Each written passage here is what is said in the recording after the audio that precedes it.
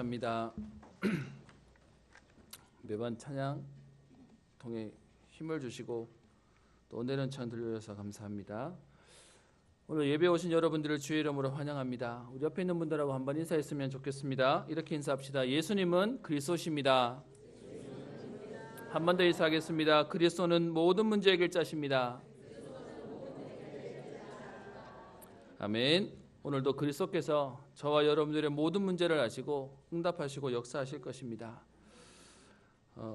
우리 지난 주간 함께 말씀을 여러분과 나누면서 풍랑만난 시대 그 가운데 얼만큼 힘이 드는지 소망도 없고 구원의 여망마저 없어진 그 현장 속에 한 주간 계시다고 오셨을 텐데요. 바울처럼 하나님의 말씀대로 드리라고 믿음으로 승리하고 오신 분도 계실 거고요. 또 아니면 그 풍랑 속에 같이 헤매고 계시다가 오신 분도 계실 겁니다. 근데 여러분, 오늘 서론에 여러분과 함께 나누는 말씀 가운데 우리는 오늘도 복음을 제대로 알고 누려야 되겠습니다.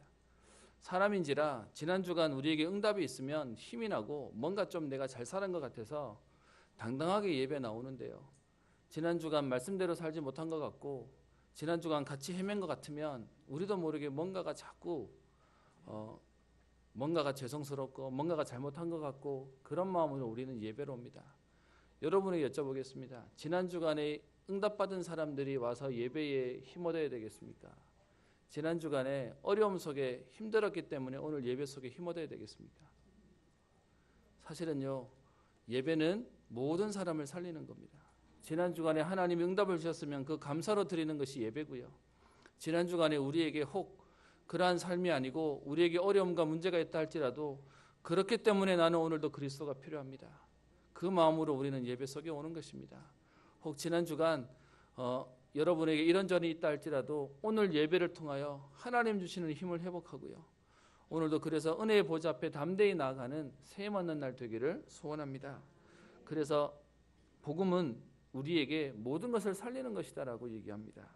그런데 우리도 모르게요, 자꾸 복음을 오해합니다. 뭔가 조금 되어지고 뭔가 조금 되는 것 같고 우리가 조금 응답이 있으면 그러면 우리가 조금 힘을 내는데요. 그렇지 않으면 우리도 모르게 자꾸 부끄럽다 그러고요. 자꾸 죄송하다 그러고요. 그러면서 우리는 자꾸 넘어지게 됩니다.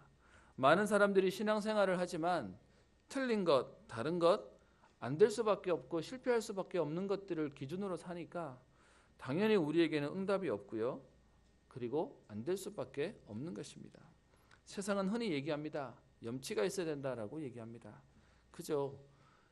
우리 요즘 젊은 사람들이 그런 얘기합니다. 돈은 없어도요, 센스는 있어야 된다고 얘기하고요. 그리고요, 어떤 면에서는 머리는 나빠도 눈치는 있어야 된다고 얘기하는 그게 요즘에 젊은 사람들이 하는 얘기입니다. 분명히 있어야 됩니다. 같이 있어 보면 못 보는 사람은 전혀 안 답답한데 보는 사람은 미치고 팔짝 뛰는 거거든요. 분명히 우리에게 눈치는 있어야 됩니다. 근데 문제는요, 복음 앞에서는 그 모든 것들이 소용없는 겁니다. 복음은 우리에게 그 어떤 것도 정죄하지 않습니다. 그래서 오늘도 저와 여러분들이 종교가 아니고요, 복음 속에 있는 응답을 누리게 되기를 주의 이름으로 축원합니다. 종교는 행위를 얘기하기 때문에요. 그래서 그 행위가 되냐 안 되냐에 따라 정죄가 있게 마련입니다. 그런데 복음은 우리에게 정죄가 없습니다. 누구든지 그리스도 앞에 나오기만 하면 하나님은 응답하시고 역사하시겠다라고 얘기하고 있습니다. 그래서 복음 상관없는, 그래서 조건을 얘기하지 않는 참된 복음의 응답 속으로 저와 여러분들 오늘도 세임없는 응답의 날 되기를 소원합니다. 많은 분들이 이 복음을 자꾸 종교로 놓치게 되니까요, 구원에 대해서도 조건을 달게 됩니다. 내가 좀 요래야 된다, 저래야 된다라고 얘기하는데요, 복음은 우리에게 조건을 말하지 않습니다. 사람들은 공짜를 되게 좋아합니다. 그럼에도요, 우리 심리가 되게 어떠냐 하면 공짜로 주면 뭔가가 우리 마음속에 이거는 문제가 있는 것 같아, 하자가 있는 것 같아, 뭔가 분명히 뒷궁금이가 있을 거야 라고 생각합니다. 그러면서도 또 공짜가 되면 우리도 모르게 정신 못 차리는 것도 사람의 모습이기도 합니다. 그러니까 사람들이요, 구원에 대한 응답들을 자꾸요, 우리도 모르게 뭔가를 해야 된다고 얘기합니다. 하나님은 우리에게 값없이 주시겠다고요. 나오기만 하면, 그리스도 앞에 나오기만 하면 하나님 응답을 하시겠다고 하는데 그게 안 되는 겁니다. 제가 몇 번 얘기를 했었는데요. 제게는 참 많은 것들을 생각하는 예화였습니다. 예전에 청량리에서 그 최일돈 목사님이 청량리에 있는 그 직업 여성들을 사역하다가 나중에는 사역의 방향을 바꿔서 밥퍼주고 그리고 어려운 사람들에게 국수를 삶아주고 하는 일들을 했습니다. 그랬더니 온 언론과 사회가 좋아했고요. 그렇게 이름이 높아지니까 그 목사님이 제가 있는 학교, 그 당시에 사실 학교가 서로 왕래가 없는 학교였는데도 워낙 이름이 있으니까 그분을 모셔서 강의를 들은 적이 있습니다. 근데 그때 그 목사님이 본인의 사역을 얘기하시면서 이렇게 얘기하시더라고요. 그렇게 밥을 먹고 그렇게 밥을 주는 일들을 하는데 그 가운데 많은 에피소드들이 있는데 그 사람들에게 밥을 먹이기 위해서 100원씩 받는다라고 얘기를 하더라고요. 그래서 왜 100원을 받는지 아냐? 라고 하면서 했던 말이 이 말이었습니다. 거기 있는 사람들이 사실은 굉장히 가난하고 어려운 사람인데 그런데 공짜로 먹으라 그러면 다들 옆에 와가지고요. 공짜로 어떻게 먹어요? 라고 하면서 힘들어한다는 겁니다. 그래서 사실은 100원을 받을 마음이 아닌데 그들 마음 편하게 해주려고 그럼 100원 내고 먹으세요. 라고 해서 100원 내고 먹는답니다. 그러면요 아주 당당하게 100원 내고 맛있게 먹는답니다. 저는 그 얘기를 들으면서요. 그게 인간이 가지고 있는 뭔가 대가를 바라는 보상심리 같습니다. 그러다 보니까요. 구원에 대해서 성경은 우리에게 믿음을 얘기하는데 우리는 자꾸요. 자격을 얘기하고 조건을 얘기합니다. 그러다 보니까 나오기도 전에 우리는 걸려버리고요. 눌려버리는 것입니다. 여러분 하나님께는 100원이 필요 없습니다. 어떤 면에서는요. 문제가 많아도 상관이 없습니다.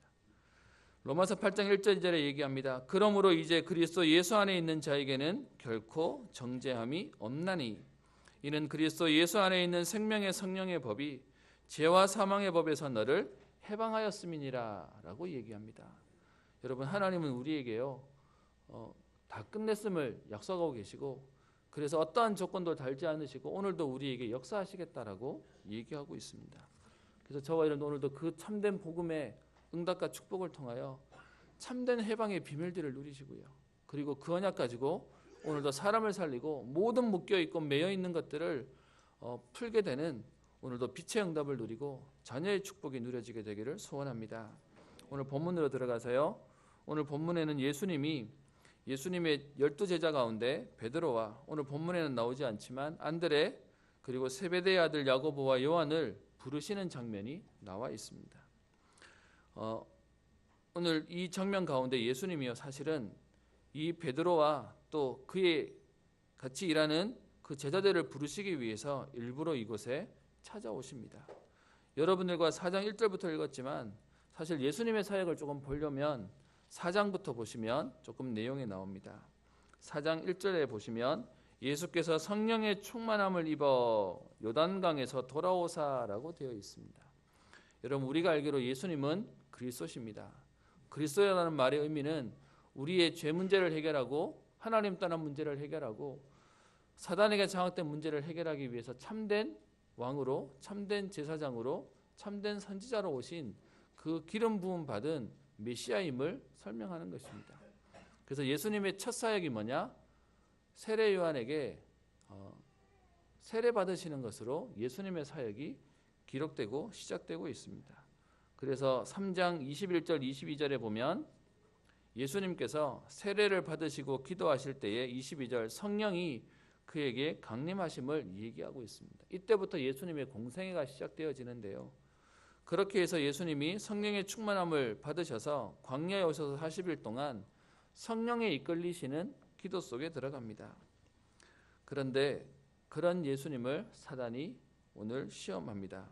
마귀가 3가지 시험을 통하여 오늘 예수님을 넘어뜨리려고 하고 있고요. 그 가운데에 13절에 보면 마귀가 모든 시험을 다한 후에 얼마 동안 떠나니라 라고 얘기합니다. 마귀는요 예수님도 시험합니다. 하물며 하나님 자녀인 저와 여러분들도 당연히 시험하는 것입니다. 그 시험을 통과하시고 난 이후에 예수님이 14절부터 보시면 갈릴리 각 지방을 다니시면서 하나님의 말씀을 전파하고 그 뒤에 더러운 귀신을 쫓아내며 고치며 온갖 병자들을 고치게 됩니다. 예수님이 오신 목적이 뭐냐? 이 땅에 문제와 어려움을 당하는 저와 여러분들을 살리도록, 시대를 살리도록, 사람을 살리도록, 우리의 가족과 후대를 살리도록 예수님이 오신 것입니다. 그래서 우리는 이 언약을 붙잡기만 하면 하나님은 그 역사가 시작되어지는 은혜를 주실 것입니다. 예수님의 응답이 많으니까요. 4장 42절에 보면 무리들이 예수님을 찾아옵니다.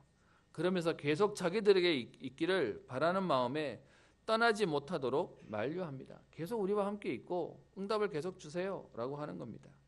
그때 예수님이 43절에 대답하시기를 내가 다른 동네들에서도 하나님의 나라 복음을 전하여야 하리니 나는 이 일을 위해 보내심을 받았노라 라고 하면서 계속 현장을 다니시는 것입니다. 저와 여러분들이 하나님의 응답을 누림에도 불구하고요. 왜 전도해야 되냐? 예수님이 오셔서 하시는 일이 뭐냐? 계속해서 모든 동네를 다니면서 하나님 나라를 전파하며 모든 묶여있고 매여있고 잡혀있는 사람들을 살리는 것이 예수님이 오신 목적이다라고 얘기합니다. 그러던 가운데 그 예수님이 지금요 베드로를 찾아오시는 장면입니다. 예수님이 지금도 우리에게 오셔야 되는 이유가 뭐냐? 하나님 나라의 복음을 전하도록이요. 그래서 사람을 살리고 현장을 살리도록이요. 그런 가운데 오늘 베드로를 찾아오신 것처럼 저와 여러분들에게 또 우리의 가정과 현장 속에 또 우리의 가족과 산업과 후대 가운데 그 예수님께서는 찾아오실 것입니다. 오늘도 그 응답을 통하여 사람을 살리고 현장 살리는 은혜가 있기를 원합니다. 오늘 예수님을 찾아오는 사건을 얘기하고 있는데요. 오늘 보시면 베드로는 현장 속에서 뭐하고 있습니까? 5장 1절에 무리가 몰려와서 하나님의 말씀을 들을세라고 얘기합니다. 많은 사람들이 예수님의 기적과 또 예수님의 이적을 보며 예수님의 말씀을 들으려고 쫓아다니는데요. 베드로는 그 가운데 자기의 현장에서 오늘 2절에 보면 그물을 씻고 있다라고 얘기합니다. 자기의 일상 속에서 최선을 다하고 열심히 살아가고 있는 모습을 얘기합니다. 그런데요, 그 베드로는 예수님과 상관없는 인생을 살아가고 있었습니다. 그래서 자기의 일생 가운데 열심히 사는 겁니다. 최선을 다하면 된다고 생각했기 때문에 열심히 살았을 겁니다. 그 뒤에 보면 지난 밤새도록 사실은 자기의 일상 가운데 최선을 다하고 살았던 것입니다. 그런데도 불구하고요, 결과는요, 오늘 5절에 보면 밤이 새도록 수고하였으되 잡은 것이 없지만은 이라고 얘기합니다. 많은 사람들이 얘기합니다. 내가 열심히 살고 최선을 다해 살고 노력해서 살면 잘 될 거라고 생각합니다. 여러분, 우리는 열심히 살아야 됩니다. 최선을 다해서 살아야 됩니다. 근데 문제는요, 우리가 최선을 다했다고 생각하는데 내 마음대로 내 인생은 되지 않는 것입니다. 저는 지난 주간에 기사 하나를 보고요, 좀 마음이 아프고 이게 현장이다라고 생각했던 일이 있었습니다. 저 이름은 얘기하지 않고요. 이낙연 국무총리 후보자가 청문회 하는 동안 아들의 병역 문제 때문에 이런저런 공방이 있었습니다. 그래서 그 청문회에 위원으로 나왔던 자유한국당 의원이 이 문제에 대해서 거론을 했더니 여러분 요즘 네티즌들 무섭습니다. 그렇게 공격해 놓으니까 그 문자가 떴는데요. 그 사람한테 계속해서 당신 아들도 문제가 있던데, 당신 아들도 병역으로 면제받았던데, 당신 아들부터 경계하십시오라고 하는 문자가 300통 넘게 왔어요. 그게 캡처돼서 이게 떴던데요. 어떤 면에서 당에서 시켜서 했던 거고 본인도 먹고 살라니까 했던 일인데 하필이면 본인의 아들도 병역으로 면제된 일이 있었던 겁니다. 그걸 또 네티즌들이 뒤졌다니 그걸 또 미공개라고 돼 있었다네요. 그러니까 개인적으로 신상을 계속 얘기하면서 당신 아들부터 왜 면제했는지 검증해 주세요라고 하는 일들을 계속했더니 그 다음 날 그 사람이 청문회를 시작하기 전에 본인의 얘기들을 꺼낸 내용이 있었습니다. 아마 보신 분도 있을 텐데요. 저는 기사로만 봤는데요. 이렇게 얘기했습니다. 제 아들의 병역 문제는 뇌파 병변에 의한 경련성 질환, 즉 간질입니다. 초등학생 때인 8살에 발병한 뒤에 10여 년간 뇌파 검사 등의 진료를 받고 오로필이라고 하는 약을 복용하면서 늘 재발 위험 때문에 마음을 졸였습니다. 2번의 신체 검사를 받았고 객관적인 진료 기록으로 병력을 면제받았습니다. 그래서 감추고 싶고 숨기고 싶었는데 어쩔 수 없는 이 상황 때문에 이것을 공개하게 되는데, 이것 때문에 충격받은 아들에게 증상이 재발되지 않을지, 편견이 완전히 가시지 않은 상황에서 결혼 등 사회생활에서 피해를 보지 않을지 많은 걱정 가운데 가족과 상의해서 본인에 대한 내용을 밝힌다라고 하는 것을 봤습니다. 어떤 면에서는 시키는 대로 하려다가 본인이 숨기고 싶은 과거까지 다 드러나 버렸습니다. 자녀가 문제가 있다? 그러면 다 저주받은 거고 문제받은 거냐? 그런 말은 아닙니다. 그런데요, 사람들이 보기에 화려해 보이고 대단해 보이고 능력 있어 보이는데 그 사람조차 자신의 가족은 자기가 감당이 안 되는 것입니다. 저는 제가 아는 한 분이 국회의원인 나경원 씨의 친척으로 알고 있습니다. 여러분, 우리나라에 뭐 패스트푸드점 많이 있는데요. 그 롯데리아 패스트푸드점을 하나 이렇게 점포를 가지고 계시는데, 본인이 가지고 있는 롯데리아가 강남 고속버스 터미널에 있는 롯데리아가 그분 소유입니다. 우리 교회 집사님, 권사님 그 소유신데 거기에 월 매출이 1억이 나온답니다. 전국에서 2등 한답니다. 그런데 그분이 얼마 전에 용산에 그 KTX가 되면서 또 점포를 하나 받았는데, 문제는 그렇게 받을 수 있는 그 배경 속에 나경원이라고 하는 뒤에 이제 국회의원이 힘을 실어주면 그런 거 낙찰받을 수 있답니다. 제가 보면서요, 야, 힘 있는 사람은 다르구나도 보게 됐습니다. 그런데 여러분도 아다시피 그 대단해 보이는 그 사람도요, 부모님은 홍신학원 설립자이자 이사장인 나재성이라는 사람의 자녀 중 장녀로 서울대 법대를 입학했고 30세에 사법고시에 합격해서 지금 그의 남편은 김재호 부장판사라고 하는 대단한 실력과 배경을 가진 사람입니다. 여러분도 아시다시피 그렇게 대단해 보이는데도요, 그 사람에게 일남 일녀가 있는데 첫째 딸이 다운 증후군입니다.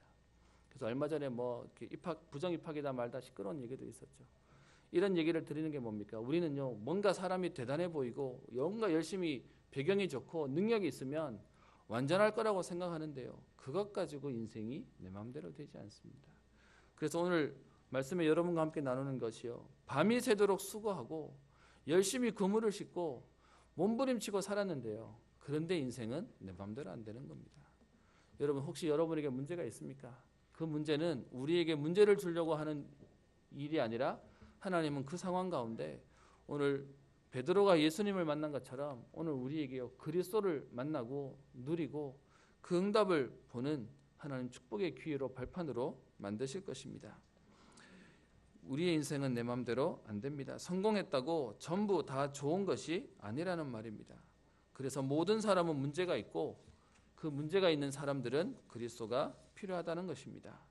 그것이 우리가 전도해야 되는 이유고 저와 여러분들이 지금도 이 복음을 말할 수밖에 없는 것입니다. 이런 인생을 사는 우리에게 예수님이 찾아오십니다. 찾아오시는 이유가 그냥 오시는 것이 아니고요, 우리를 부르시려고요 작정하고 오신 것입니다.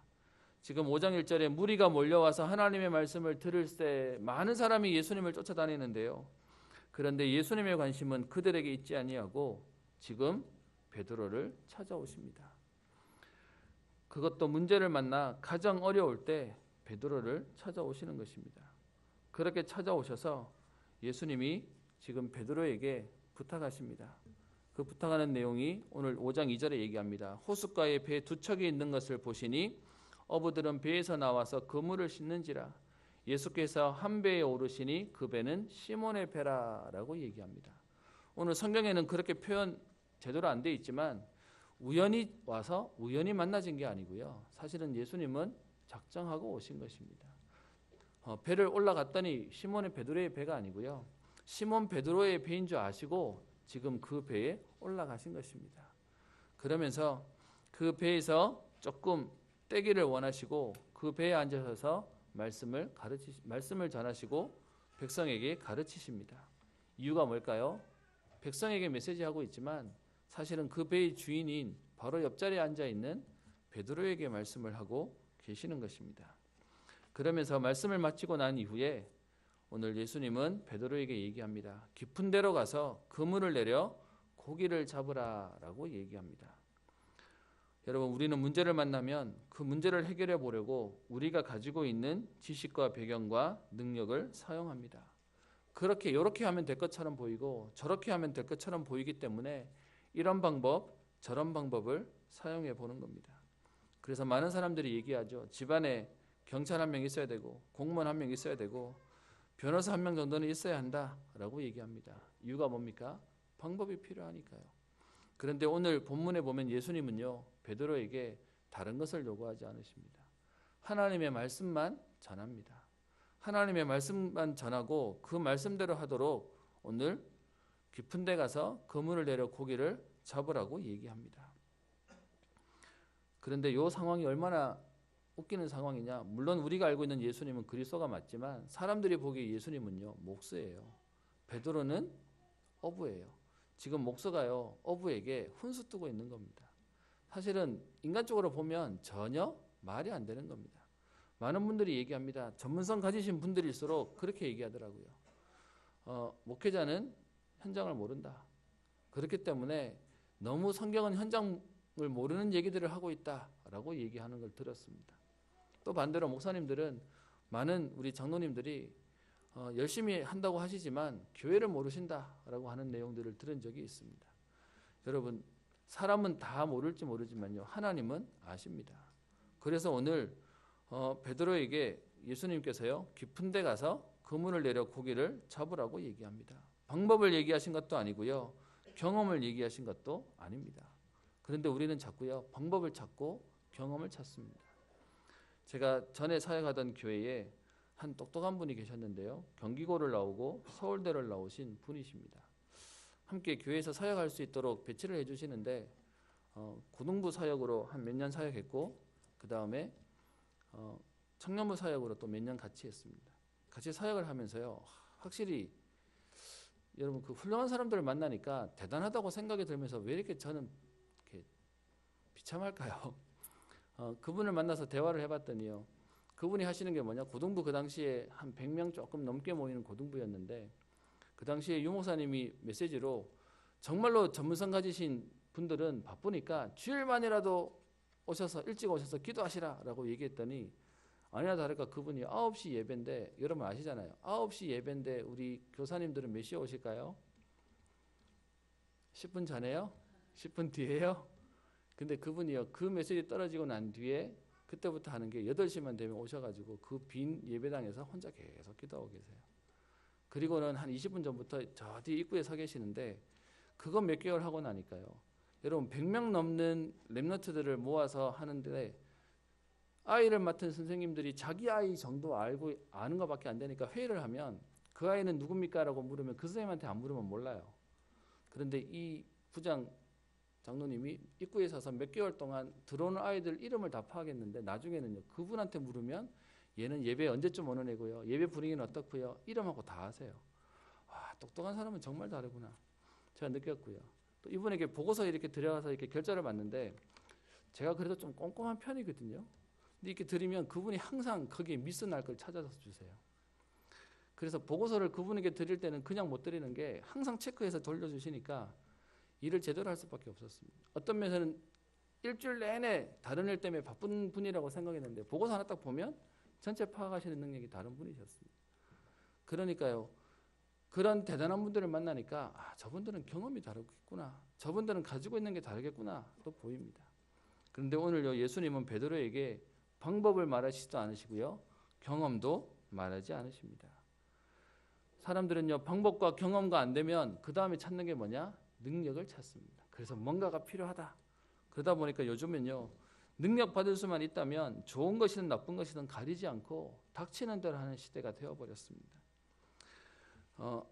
저는 경험, 방법, 능력 얘기할 때마다 제게는 하나님한테 기도하고 있는 게 하나 있습니다. 처음 몇 번 얘기를 드렸을 텐데요, 저는 저희 집에 큰아이를 낳았는데 아토피가 너무 심했습니다. 그 아토피 심한 아이를 키우면서 사실은 주변에 좋다고 하는 많은 내용들을 들었음에도 불구하고 할 수 있는 여건이 못 되었습니다. 그러다 보니까 아주 최소한의 것만 하면서 기도했습니다. 하나님, 저는 그거 해줄 능력이 안 됩니다. 그리고 그것 때문에 나았다고 고백하지 않도록 하나님이 응답 주셨으면 좋겠습니다. 라고 기도했습니다. 지금도 앨범을 뒤져서 보면 사실은 너무 심한 것은 좀 제하고요. 좀 그래도 괜찮다고 한 앨범만 모아놨는데도 불구하고 우리 큰딸의 얼굴 보면 이렇게 항상 여기에 이렇게 진물이 있는 그 벌거나 모습들이 있습니다. 그런데 그 아이가 어느 날 사실은 얼굴에 목욕시키고 나왔는데 깨끗이 나와버렸습니다. 제가 저희 집 아이가 워낙 아토피가 심한 게 저를 아는 사람들이 다 있다 보니까 이후에 아토피 심한 경우가 생기면 저를 찾아옵니다. 어떻게 나았냐고. 그런데요, 저는 우리 아이가 아토피가 사라진 것이 감사한 게 아니고요. 다른 방법을 쓰지 않고 다른 방법 때문에 나온 것이 아닌 것이 너무 감사합니다. 이거에서 나왔다면 그분에게 뭐 얘기해야 되냐? 요거 해보십시오 해야 되고요. 저거 때문에 나왔으면 저거 해보십시오 해야 되는데 하나님 이거 했더니 나았다 저거 했더니 나았다가 아니라 그냥 이것저것 하고 기도하는데 하나님 오늘 낫게 하셨어요. 그래서 정말로 물으면 할 말이 없는 게 뭘 한 게 없어요 밖에 할 말이 없습니다. 그래서 지금도 기도하는 것이 있습니다. 그게 뭐냐면요, 응답받은 게 감사한 게 아니라 방법으로 응답받고 뭔가 우리의 노력으로 응답받은 게 아니라 하나님이 하셨다라고 고백할 수 있음이 저는 감사합니다. 그래서 지금도 기도합니다. 하나님이 역사해 달라고요. 필요하다면 하나님 사람도 붙여주시고 도움도 받게 해달라고요. 그런데 도움도 받고 사람도 붙여주시지만 하나님이 하셨음을 볼 수 있도록 기도합니다. 여러분, 우리가 때로는 문제를 만나고 어려움을 만나면 도움도 필요합니다. 좀 똑똑한 사람의 어떤 면에서는 가르침도 필요합니다. 그런데요, 그것 또한 하나님이 우리에게 주신 것입니다. 저는 우리 원로 목사님을 옆에서 뵈면서요 기도합니다. 하나님, 필요하다면 사람도 만나게 하옵소서. 필요하다면 도움받을 수 있는 통로도 보게 하옵소서. 그렇지만 하나님이 하셨음을 보게 하옵소서. 하나님은 우리에게요 정말로 복음이면 된다는 사실을 오늘도 말씀하기를 원하십니다. 그래서 오늘도 중요한 하나님의 응답들을 확인하는데요. 그래서 오늘 예수님은 베드로에게 다른 것 하지 않으시고요, 말씀 전하시고 난 이후에 말씀만 얘기하십니다. 그랬더니 오늘 베드로가 그 말씀을 붙잡고 오늘 움직이는 내용이 나와 있습니다. 5절에 보시면 시몬이 대답하여 이르되 선생님, 우리들이 밤이 새도록 수고하였으되 잡은 것이 없지만은 말씀에 의지하여 내가 그물을 내리리이다 라고 얘기합니다. 오늘 예수님의 방법은 말씀을 주시고요, 말씀을 성취시키시는 것입니다. 저와 여러분들에게 오늘 하나님께서 하시는 얘기가 뭐냐? 말씀을 주시고 말씀을 이루시겠다라고 얘기합니다. 오늘 베드로가 대답합니다. 밤이 새도록 수고하였으되 잡은 것이 없지만은 이라고 얘기합니다. 본인이 가지고 있었던 경험, 방법, 능력으로 안 되는 것임을 인정한 것입니다. 그런데 하나 때문에 움직입니다. 그게 뭐냐? 말씀에 의지하여 내가 그물을 내립니다 라고 고백합니다. 오늘도 이 예배에 오신 저와 여러분들에게 우리에게 오늘 하나님이 하시고자 하는 말씀이 뭐냐? 말씀을 의지하라는 겁니다. 우리의 지난 경험과 방법과 우리의 모든 것들을 내려놓고 말씀 따라 인도받아 보라 라고 얘기하는 것입니다. 마가복음 5장 25절부터 34절에 보면 12년 동안 혈루증 걸린 여인 얘기가 나옵니다. 그 말씀 가운데 이렇게 되어 있는데요. 많은 의사에게 많은 괴로움을 받았고 가진 것도 다 허비하였으되 아무 효염이 없고 도리어 더 중하여졌던 차에 예수의 소문을 듣고 무리 가운데 끼어 뒤로 와서 그의 옷에 손을 대니 이는 내가 그의 옷에만 손을 대어도 구원을 받으리라 생각하밀러라 라고 얘기합니다. 여러분, 이 혈루증 걸린 여자의 마음이 어떻겠습니까? 많은 의사를 찾아갔고요, 많은 돈을 들였는데 가진 것을 다 허비했음에도 불구하고 괴롭기만 하고 낫지 않았다라고 얘기합니다. 그러면요, 이 여인은 사실은 포기해도 됩니다. 어떤 면에서는 이렇게 해도 안 되고 저렇게 해도 안 되니까 낙심해도 됩니다. 그런데 그 여인에게 오늘 한 가지 믿음이 들어갑니다. 예수님 옷 만지면 나을 거다. 그래서요, 그 예수님께 와서 옷에 손을 댑니다. 그런데 어떻게 됐습니까? 많은 의사가 해결할 수 없었던 그 문제를 오늘 해결받았음을 마가복음 5장 25절에 있는 내용 속에 얘기하고 있습니다. 저와 여러분들에게요, 다른 것 해보고 안 되면 말씀 붙잡아라, 그 말이 아니라 오늘도 하나님은 하나님이 하시겠다라고 얘기하고 있습니다. 그래서 그렇게 그물을 내립니다. 말씀에 의지하여 내가 그물을 내립니다 라고 내렸더니 어떻게 되었습니까? 그 뒤에 이렇게 표현합니다. 6절에 그렇게 하니 고기를 잡은 것이 심이 많아 그물이 찢어지는지라 라고 얘기합니다. 여러분, 믿음은요, 될만하니까 움직이는 것이 아닙니다.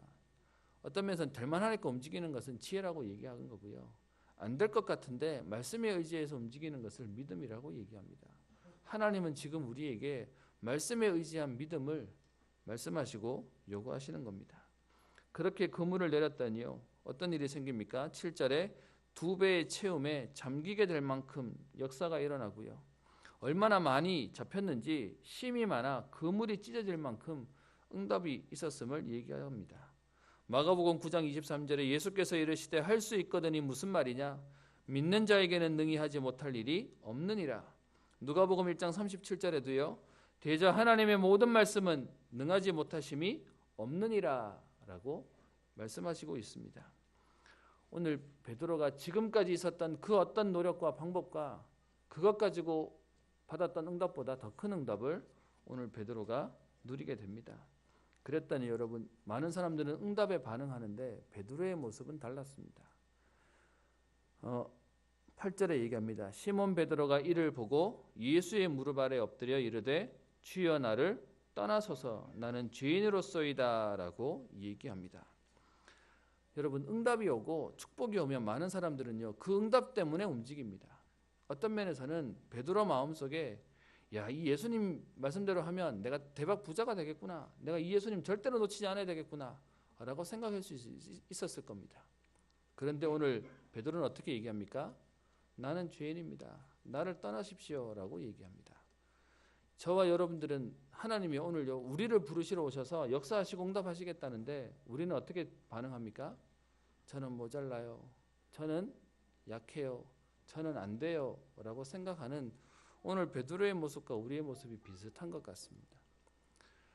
오늘 예수님은요, 베드로를 작정하고 오셔서 그에게 증거를 보이고 응답을 보입니다. 그런데 이것을 보는 동기 가진 사람은 동기 때문에 움직이고요, 또 반대로 베드로 같은 사람들은 자기의 모자람과 약점 때문에 예수님 나를 떠나십시오라고 얘기합니다. 그런데 그때 예수님의 대답이 뭐라고 얘기합니까? 10절에 얘기합니다. 무서워하지 말라, 이제 후로는 네가 사람을 취하리라 라고 얘기합니다.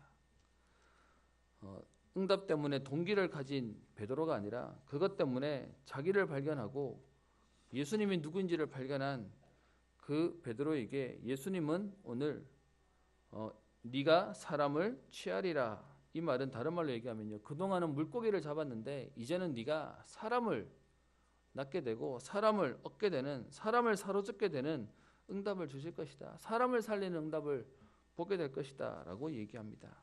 그것이 베드로에게 천명과 소명과 사명이 되어졌습니다. 오늘도 하나님은 우리에게 역사하시고 응답하실 것입니다. 이유가 뭐냐? 사람을 취하도록이요, 사람을 살리도록 우리에게 응답하실 것입니다. 그래서 불신자는 응답받으면 자기가 잘난 줄 알고 자기를 위해 씁니다. 그런데 복음 가진 자는 하나님 응답하시는 이유가 뭐냐? 사람을 살리도록이요, 하나님 시대를 살리도록이요. 그래서 여러분들에게 진짜 기도는 뭐가 돼야 되냐? 하나님 내게 응답 주셔서 우리 가정을 살리도록, 하나님 내게 은혜 주셔서 우리의 가문을 살리고 현장을 살리도록 우리는 기도하는 것입니다. 이 사실을 알게 된 베드로는요, 오늘 11절에 그 많이 잡았던 그 고기와 배를 내려놓고요, 육지에 대고 모든 것을 버려두고 예수를 따랐다라고 얘기하고 있습니다. 진짜 응답을 본 사람의 모습인 거죠. 많은 사람들은 응답을 쫓아갑니다. 그런데 베드로는요, 오늘 중요한 그 응답의 근원 되시는 예수님을 쫓아가는 모습이 나와 있습니다. 저는 오늘 여러분과 본문의 내용을 보면서요, 말씀에 의지하여 저는 여러분들과 함께 말씀을 나누고 싶습니다. 저는 좋지 않은 머리인데도요, 워낙 상처가 많아가지고 그 상처에 대한 부분들을 넘어설 수 있는 제 나름의 방법은 뭐냐? 뭐 하나를 생각하면 1안, 2안, 3안, 4안을 준비합니다. 그래서 여기 안 되면 저거 하고 저거 안 되면 여기 하고 피해갈 자리를 찾습니다. 그래서 누구는 저보고 머리를 좋다고 하는데 사실은 저는 좀 약하고 비겁한 사람입니다. 그래서 상처 안 받으려고 제가 어려움을 안 당하려고 준비 없이 뭔가 문제가 오면 어려움을 당하기 때문에 너무 힘들어하기 때문에 미리 대안들을 준비합니다. 그러다 보니까 사실은 그게 제게는 많은 체질이 되어 있었습니다. 근데 오늘 이 말씀 속에 밤이 새도록 수고하였으되 잡은 것이 없지만은 말씀에 의지하여 내가 그물을 내리리이다. 저는요, 이 말씀이 제게 굉장히 많은 것들을 부딪히게 합니다. 우리는요, 우리가 준비하고 계획하고 이렇게 하면 될 것 같고 여기 안 되면 2안을 하면 되고 이게 안 되면 3안을 하면 되고 그런데요, 사실은 그것대로 안 됩니다. 오늘 하나님은 우리에게 말씀에 의지하여 하나님께서 하시겠다라고 얘기하고 있습니다. 그래서 오늘 저와 여러분들은 결론의 말씀을 통해서 오늘 중요한 것을 붙잡고 갔으면 좋겠습니다. 여러분, 하나님이 원하시는 이라는 단어를 요즘 계속 받고 있는데요. 정말로 하나님이 원하시는 게 뭐겠습니까? 하나님 우리의 수준을 원하시겠습니까? 우리의 능력을 원하시겠습니까? 우리의 지식을 원하시겠습니까? 오늘 베드로는 예수님의 어마어마한 능력을 보고 나니까 자기는 모자라고 부족하다고 떠나가라고 얘기합니다. 여러분, 하나님이 원하시는 나는 성공한 나를 원하시겠습니까? 오늘 베드로를 찾아온 예수님은요, 베드로가 가장 성공했을 때 찾아오시지 않았습니다. 베드로가 사실 지난밤에 아무것도 못 잡고요, 소득이 없어서 그물을 싣고 오늘은 포기다라고 생각하고 있는 실패되어질 때에 찾아오셨습니다. 가장 힘들고 어려울 때 찾아오셨습니다. 이유가 뭡니까? 하나님이 원하시는 건 다른 게 아니라 나를 원하시는 것입니다. 하나님을 바라보는 나를 원하시는 것입니다. 마가복음 2장 17절에 얘기합니다. 예수께서 들으시고 그들에게 이르시되 건강한 자에게는 의사가 쓸데없고 병든 자에게라야 쓸데있느니라. 나는 의인을 부르러 온 것이 아니요 죄인을 부르러 왔노라 하시니라 라고 얘기합니다. 여러분, 하나님은요, 성공된 나를 원하시는 게 아니라 하나님은 그냥 나를 원하십니다. 우리의 있는 이 모습 이대로 가면 됩니다. 제가 요즘에 이런저런 혼을 좀 납니다. 그게 뭐 때문에 그냥 지난 주간에도요, 우리 원로 목사님이 어디 병원을 가시는데 요즘 조금 기력이 생기셔서 개인이 다니실 수 있는 장소는 이렇게 다니십니다. 그런데 그렇게 다니시는 중에 저한테 연락이 안 되셨는데 어디 병원을 가셨는데 한 분이 전화가 오더니 막 뭐라 하시는 거예요. 왜 환자를 병원에 혼자 보냈네요. 병원 가신지도 몰랐거든요. 그래서 막 혼이 나가지고 사실 좀 어이도 없기도 하고 제가 아들인데 그 남이 저보고 뭐라 하시니까 좀 당황스럽기도 하고 한편으로는 걱정해 주시는 분이 계셔서 감사하다는 생각도 들었습니다. 지난 금요일 날 병원 갈 일이 있어서 동행을 하면서 병원을 같이 가면서 제가 얘기했습니다. 아버지 저 좀 욕 안 먹게 해주세요. 그랬더니 그때 목사님이 하시는 얘기가 있었습니다. 내가 네 목회에 도움이 안 되더라도 걸림돌은 되지 말아야지. 나 혼자 갈 수 있으면 내 혼자 갈 수 있으니까 가는 거야 라는 얘기를 하시는 겁니다. 아마 아버지의 마음이지 않을까라고 생각도 들고요. 어떤 분들은 평생 목회 때문에 모든 것들을 다 양보하셨던 분이시니까 그거 할 수 있도록 배려해 주시는 마음도 알게 됐습니다. 근데 또 한편으로는요, 정말 저게 배려인지 제가 약간 지금 따다가는 건지 잘 모르겠더라고요. 여러분, 우리는 자꾸 생각에 뭔 얘기를 하는 거냐? 사람의 마음이기 때문에 당연합니다. 그래서 우리가 뭔가 조금 되면 우리는 뭔가 좀 이렇게 얼굴을 들고 다니고요. 뭔가 조금 안 되면 우리도 모르게 자꾸 무너지게 됩니다. 아마 끝나고 나면 또 뭐라 하실 것 같습니다. 말했다고. 자꾸 이렇게 기도할 때마다 원로 목사님 뭐 상황이 안 좋은데 뭐 이렇게 기도하자고 얘기를 하니까 가끔씩 아직 너무 그렇게 얘기하니까 분위기도 안 좋아진다 뭐 얘기를 하시더라고요. 오늘 저는 여러분에게 감히 얘기하겠습니다. 여러분, 교회에 아픈 사람이 많아지고 또 문제가 많아지고 사건이 많아지면 우리도 모르게요, 또 복음이 아니라 율법으로 돌아가 버립니다. 왜 교회에 이렇게 문제가 많지? 왜 이렇게 사건이 많지? 저도 사실 살짝 오려고 그랬습니다. 근데요, 언약 붙잡고 하나님 앞에 고백했습니다. 분명히 복음 가진 자에게 하나님은 응답을 주실 겁니다. 그렇다면 우리에게 주시는 이 사건들은 뭐 하기 위한 것이죠? 하나님의 응답을 체험하는 기회로 주시는 것입니다. 하나님이 원하시는 나라고 얘기하는데요. 우리도 모르게 자꾸요. 뭔가가 잘 돼야 되고 뭔가가 돼야 되고 착각하고 있습니다. 하나님이 원하시는 건 우리 모습 그대로 하나님 앞에 오기를 원하십니다. 그래서 여러분 기도 제목을 내놓는 것에 대해서 주저하지 마세요. 하나님이 응답 주시려고 우리에게 역사하시는 것입니다. 모든 문제는 하나님 우리에게 발판이 되게 하시도록 역사하시는 것입니다.